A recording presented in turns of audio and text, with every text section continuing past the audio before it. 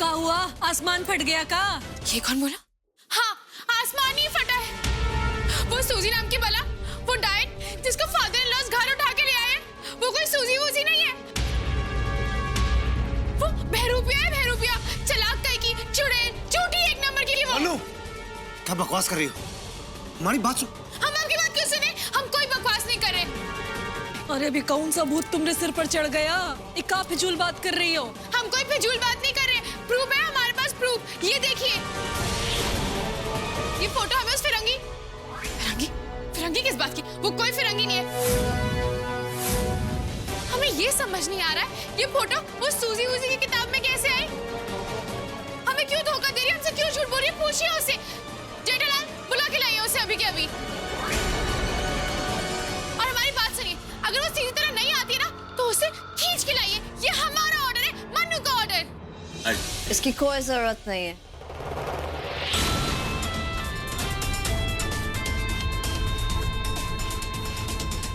जिस घर में ऐसे पागल लोग रहते हैं वहां मैं एक मिनट नहीं रह सकती। क्या? ये कौन बोला? तुमने हमें पागल बोला? वाह जी वाह, अब तुम्हारी पोल खुल गई तो तुम यहाँ से फरार होना चाहती हो। नेवर, हम ऐसा कभी नहीं होने देंगे।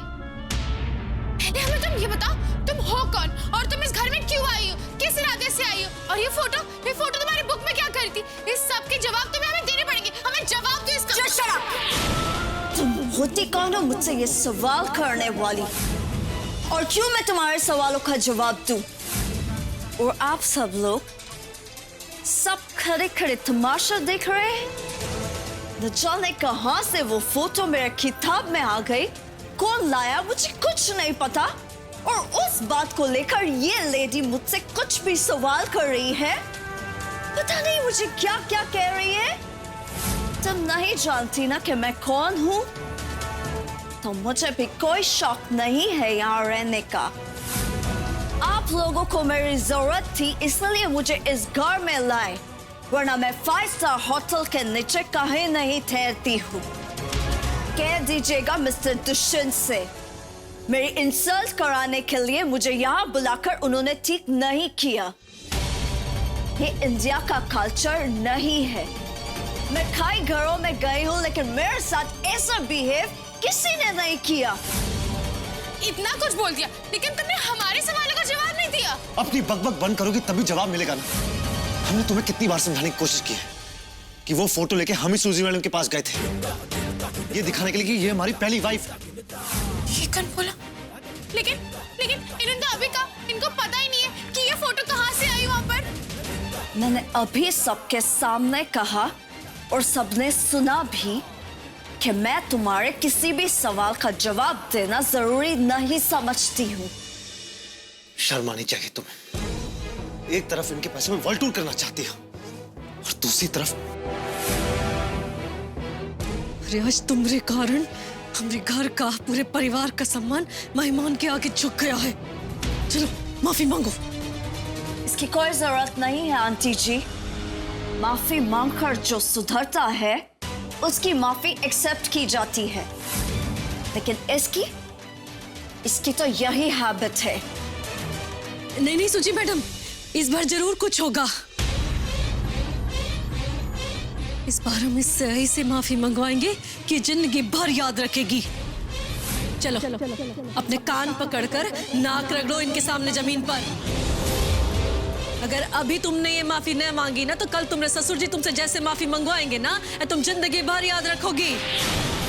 हम तो खाली नाक रगड़कर माफी मांगने को कह रहे हैं और तो थूक कर चटवाएंगे तुम्हें माफी के नाम पर। चलो करो जल्दी से।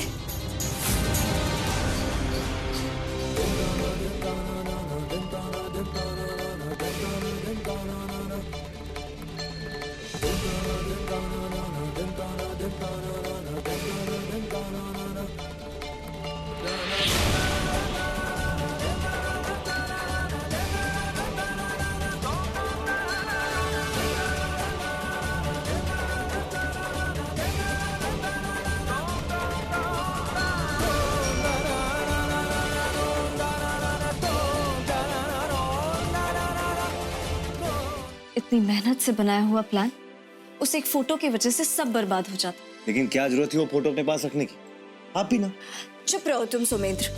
एक तो इतने दिनों से मुझसे दूर दूर रह रहे हो और फोटो भी अपने पास रखो तो भी प्रॉब्लम है।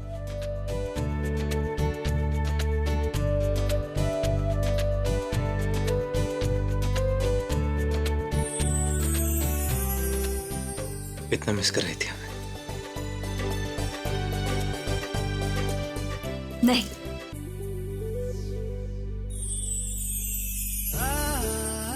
उससे भी कहीं ज्यादा।